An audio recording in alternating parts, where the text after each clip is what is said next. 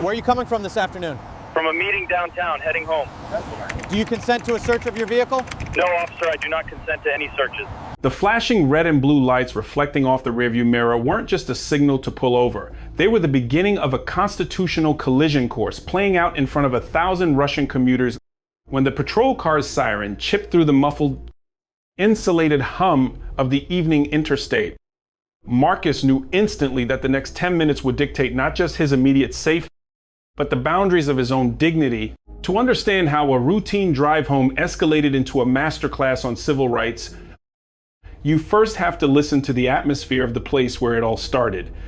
Imagine the low, sophisticated murmur of the Oak Room, a bustling, high-end steakhouse nestled in the heart of the downtown financial district. The air in the restaurant was thick with the scent of seared ribeye and roasted garlic, underscored by the sharp, rhythmic clinking of heavy silver cutlery against thick porcelain plates. It was mid-afternoon, the time of day when power lunches dissolved into early dinner meetings.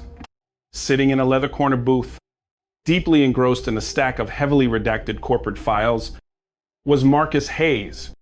Marcus, a 42-year-old corporate defense attorney, was a man built on precision.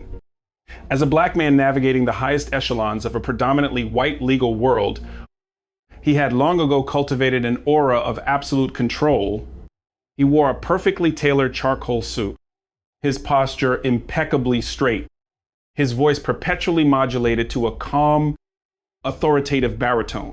Across from him sat Julian Reed, a 35-year-old junior associate at the firm. Julian, a white man with a habit of nervously tapping his expensive fountain pen against his notebook, was brilliant but anxious, constantly seeking Marcus's approval. They were deep in the weeds of a grueling corporate merger, discussing the strategy for a hostile takeover. If you were sitting at the adjacent table, eavesdropping on their conversation through the ambient chatter and the hiss of the espresso machine, you would have heard fragmented, aggressive-sounding corporate jargon. You would have heard Marcus lean in, tapping the table for emphasis, saying in a low voice that they needed to execute the takeover swiftly, that they needed to catch the board off guard, and that the opposition was going to be completely wiped out by Friday. To anyone who understood corporate law, it was a standard, albeit ruthless, strategy session. But to the elderly patron sitting one booth over a man who had spent too many hours absorbing sensationalized news broadcasts and who carried a quiet, unexamined bias regarding who belonged in such an establishment, the conversation sounded deeply alarming. The patron observed Marcus's intense demeanor, misunderstood the fragmented words about a takeover and wiping them out, and felt a creeping sense of unwarranted suspicion.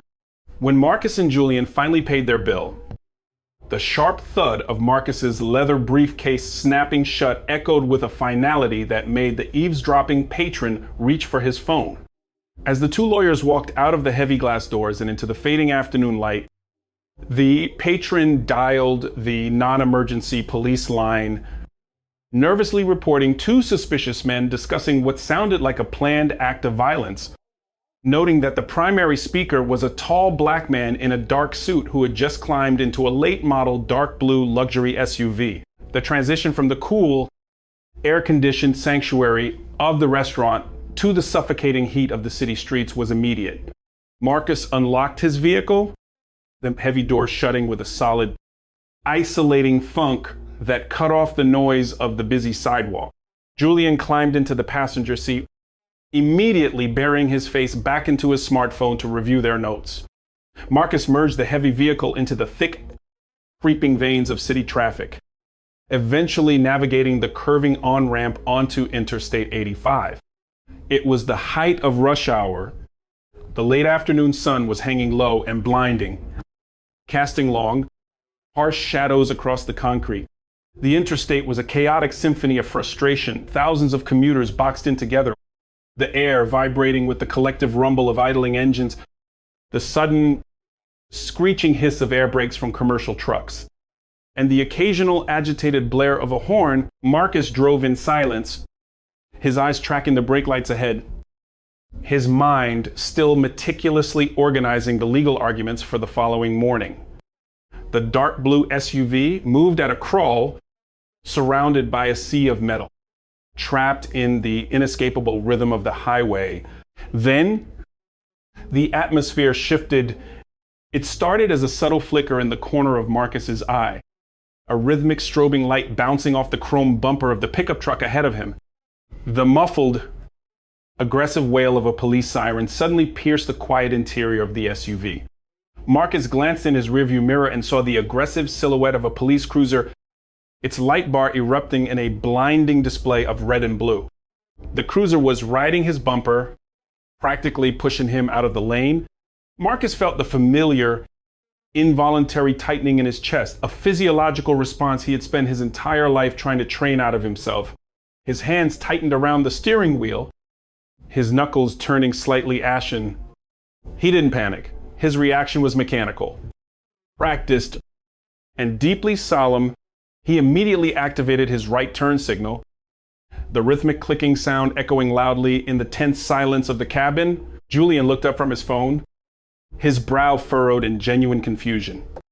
He blinked at the flashing lights illuminating the interior of the car, his voice rising a full octave as he asked what was happening and if Marcus had been speeding. Marcus didn't answer immediately.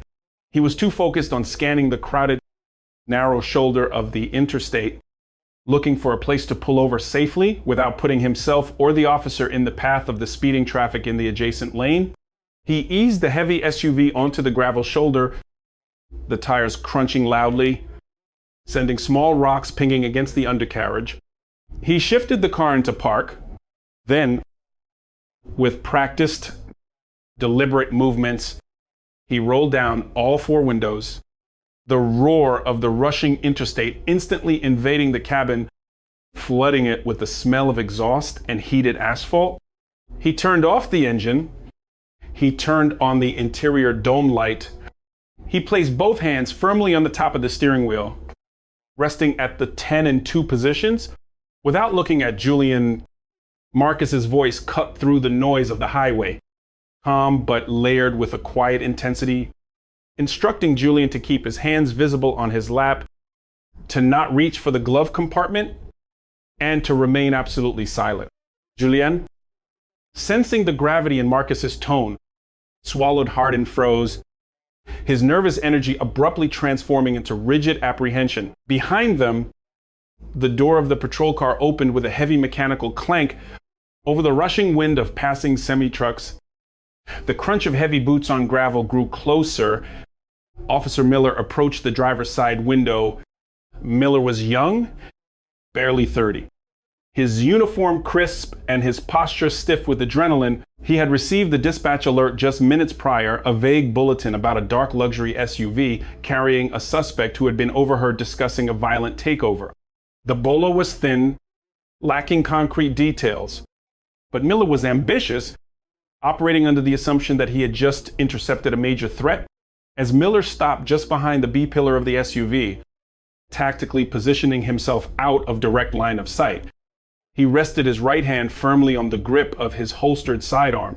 The leather creaked loudly, a sound that made Julian flinch. Miller leaned slightly toward the window, the radio on his shoulder barking unintelligible static. His voice was clipped, authoritative, and deliberately lacking in the standard pleasantries of a routine traffic stop. He demanded identification and registration without offering a greeting or an explanation for the stop. Marcus did not turn his head. He kept his eyes forward, looking at the officer's reflection in the side mirror, and spoke with the measured, articulating cadence of a man who makes his living in a courtroom. He calmly informed the officer that his wallet was in his inner left suit jacket pocket, and his registration was in the visor above his head. Asking for explicit permission to reach for them, Miller hesitated, momentarily thrown off by the driver's hyper-compliance.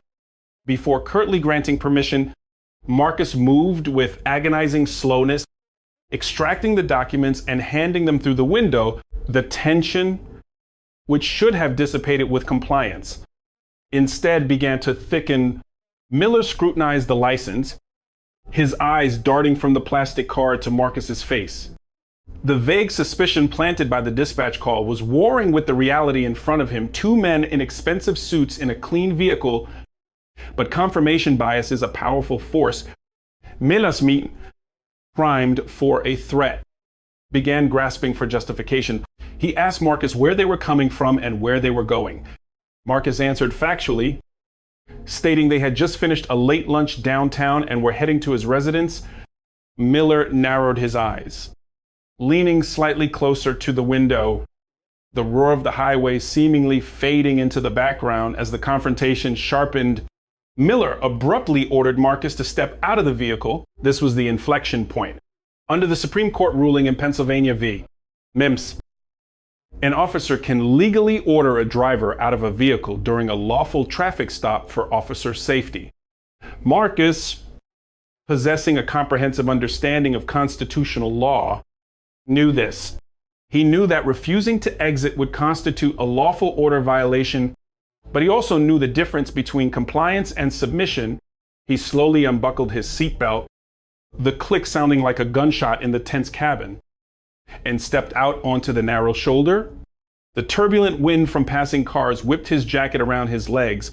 The physical proximity between the two men forced them into a tight, uncomfortable space. Marcus stood tall, maintaining a respectful but firm distance, and asked the crucial legal question, "Officer, am you under arrest, or is this an investigatory stop? And if so, what specific traffic violation or reasonable, articulable suspicion of a crime prompted you to pull me over?" The directness of the question, phrased in perfect legal terminology, caught Miller off guard.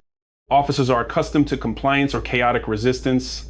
They are rarely prepared for a calm, real-time cross-examination on the shoulder of a highway. Miller's posture defensive. He deflected, stating that Marcus's vehicle matched the description of a suspicious vehicle involved in a potential threat downtown. Marcus immediately recognized the procedural vulnerability. A vague description from an anonymous or unverified third-party caller without independent corroboration of illegal activity does not easily meet the threshold for a prolonged detention. The legal boundary was fraying. Determined to maintain control, Miller took a step forward and informed Marcus he was going to perform a pat-down for weapons. This is where the legal breakdown occurred in full view of the passing public.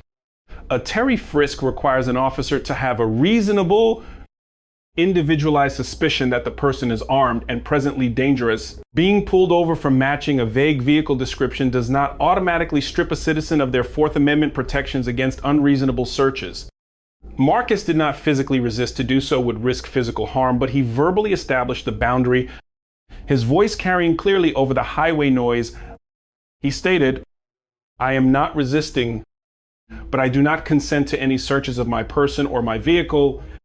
You do not have probable cause, nor do you have reasonable suspicion that I am armed." Julian, still sitting in the passenger seat, his hands trembling, had quietly slid his thumb across his phone screen, hitting record. The camera captured the entire interaction through the side mirror. At the same time, several cars creeping along in the slow lane had their windows down, passengers pointing their phones at the unfolding scene, their dash cams recording the stark visual of a polished black attorney being pressed against the side of his vehicle by a tense police officer during rush hour. Miller conducted the pat-down, his hands moving roughly over Marcus's tailored suit. He found nothing but a cell phone and a set of keys.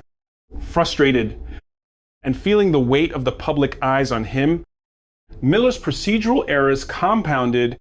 He gestured toward the SUV and told Julian to step out, announcing his intention to search the vehicle based on the fact that Marcus had been acting evasive. Marcus's voice snapped like a whip, shedding its previous softness while maintaining absolute emotional control. He informed the officer that under no circumstances did he have consent to search the vehicle, reminding him clearly that nervousness or refusal to answer supplemental questions does not constitute probable cause, and that prolonging a traffic stop without independent reasonable suspicion was a direct violation of the precedent set in Rodriguez v. United States. The invocation of specific case law froze. Miller, he stood on the gravel shoulder, the blue and red lights flashing across his face. Realizing he had backed himself into a corner, it had no smell of contraband, no plain view evidence, no furtive movements, and a suspect who was explicitly denying consent while citing the exact legal doctrines that would dismantle him in a courtroom. The silence between them stretched for 10 agonizing seconds, filled only by the relentless roar of the interstate. Miller knew that to proceed with a search would be a blatant, indefensible violation of the Fourth Amendment, one that was currently being recorded by multiple devices. With a tight jaw and a flushed face, Miller abruptly handed Marcus his license and registration, muttered a curt warning to drive safely, and walked briskly back to his cruiser. The encounter ended not with an apology, but with the hollow, frustrating retreat of unchecked authority. Marcus got back into the driver's seat. He didn't immediately start the engine.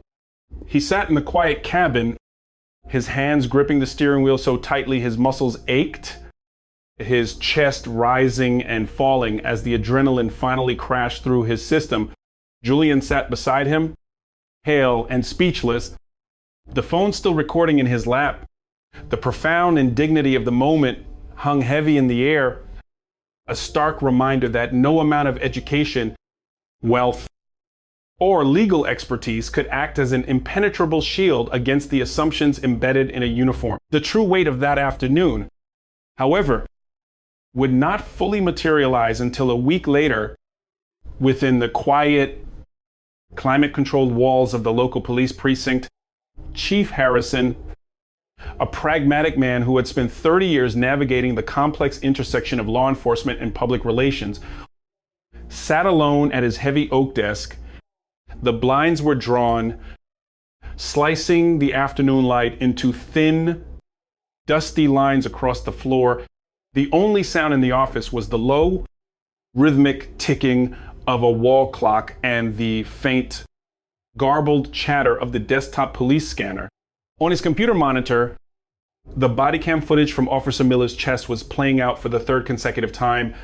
Chief Harrison was a man burdened by the realities of his job, constantly fighting a war on two fronts, protecting his officers and appeasing the public. He had his own subtle, deeply ingrained biases and unconscious bureaucratic mindset that often whispered that civilians should simply comply and complain later, that those who argued with police on the side of the road were inherently suspect. When the complaint had first landed on his desk, accompanied by the viral dashcam footage captured by a passing commuter, Harrison's initial instinct was defensive. He wanted to find the angle that justified Miller's actions, but as he watched the unblinking eye of the body cam, listening to the clear, precise, legally sound assertions coming from Marcus Hayes, the cold, hard facts of the law began to dismantle the chief's internal justifications. Harrison watched the footage as Miller initiated the Terry frisk without articulating a shred of evidence that Marcus was armed.